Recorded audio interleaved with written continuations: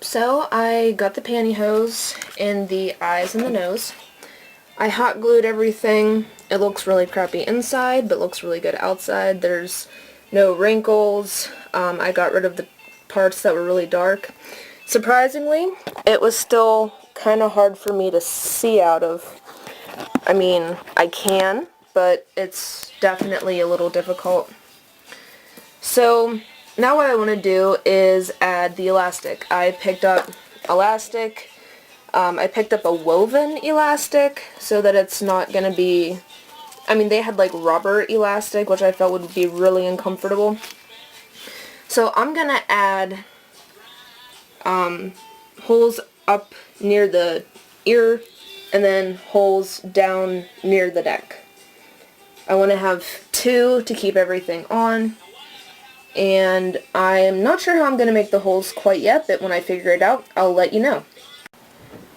So what I ended up doing to get the straps on was I first used a box cutter to make the area weak, and then I stabbed through it with a pair of scissors. I made the knots on the inside. Obviously the strap is way too big, so I made it so that whenever I put it on, I can just pull that and make it tighter. On the other side, I used hot glue on both of the straps to keep them secure.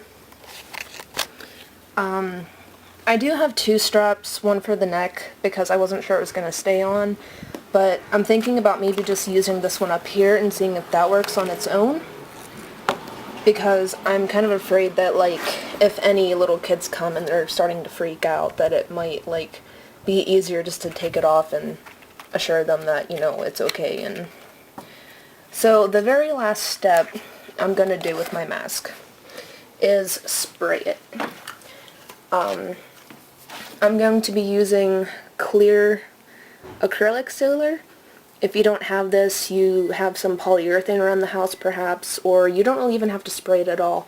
It's just to help preserve it, and because acrylic paint is water soluble, if it rains, it might run.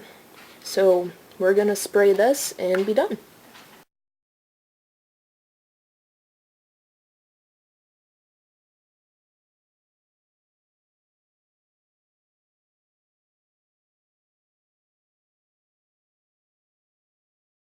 Hey guys, so we have about 45 minutes to trick or treat, and it's time for application. So I already have my outfit on. I have almost knee-high winter boots, some black leggings, and then this dress that I bought at Hot Topic like forever ago. I do have another, like a robe coat that's going to go over top, and then you won't be able to, it closes at the neck so you won't be able to see the end of the mask, but I still have to do white face paint down my collarbone and then on my hands. So let's get started. I also forgot to mention that I painted my nails.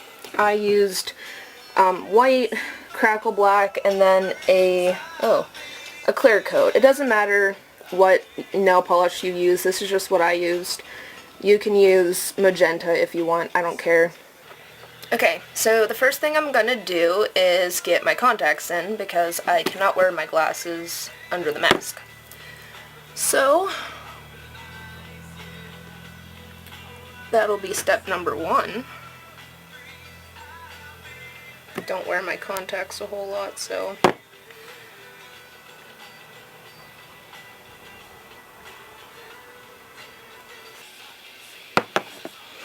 second step is going to be just to powder my face so I don't, you know, sweat under there and get like really hot and gross.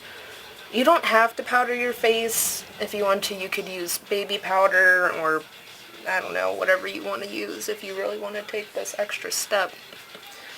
It's not for any aesthetic purposes, it's just to help keep the face dry under the mask. Third step is going to be getting your lovely white cream.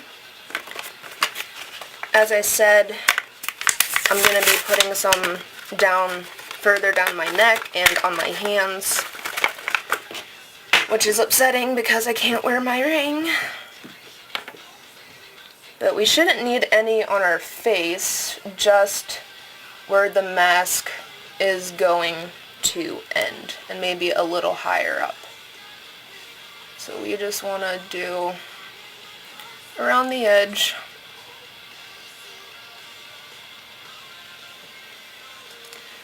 Now if I had chosen another dress, I could only just put a little bit here, but because I had to be sleazy, I'm going to bring it the whole way down. So I'm going to let that dry for a little bit while I'm doing my hands. I'm going to try not to get the bottoms, the palms of my hands, so whenever I go to pass out candy or go to put other stuff on, it's not going to get all over the place. But I do want to have it up to my wrist, and I just want to get, you know, not a thick coat, but a thick enough coat that it looks kind of creepy. My application doesn't really have to be perfect here because I'm going to be putting fishnet gloves over top of it. So as long as I can just get the fingers for the most part. Crap, I gotta do both hands. Okay, so hopefully this will dry soon, and then I'm probably going to blot it with more of the powder to dry it up and keep it kind of preserved. And then the next step after this dries is going to be to tease my hair, which is something that's not good for your hair and I don't necessarily want to do, but I didn't feel like paying for a wig and I want to be as kind of creepy and crazy as possible. So I'm going to be teasing my hair.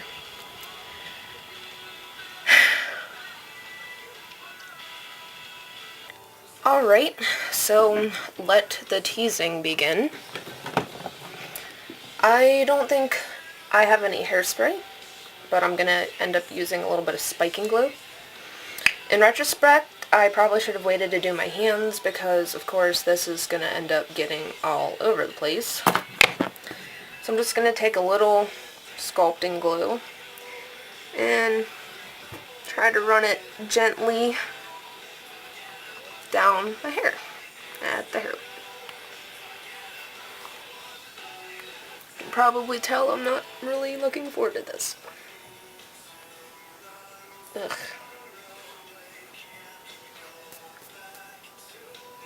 Of course, it's glue, so it has to be sticky as hell.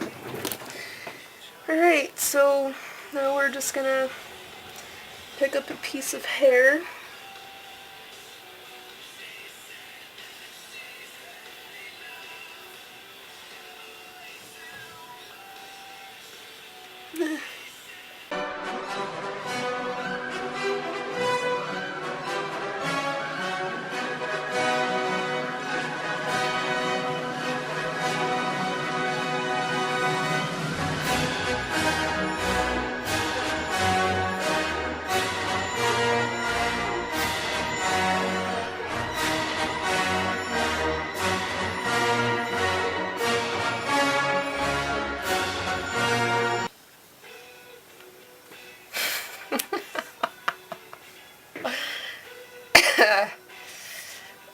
Oh my god.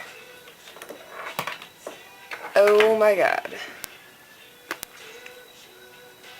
I am not looking forward to washing my hair later.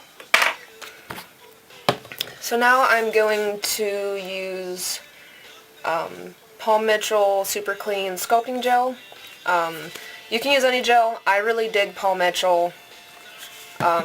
For what you pay for it, it's totally worth the price, so I don't mind. I'm gonna get some of this and just mess it all up. In this case, the worse it looks, the better.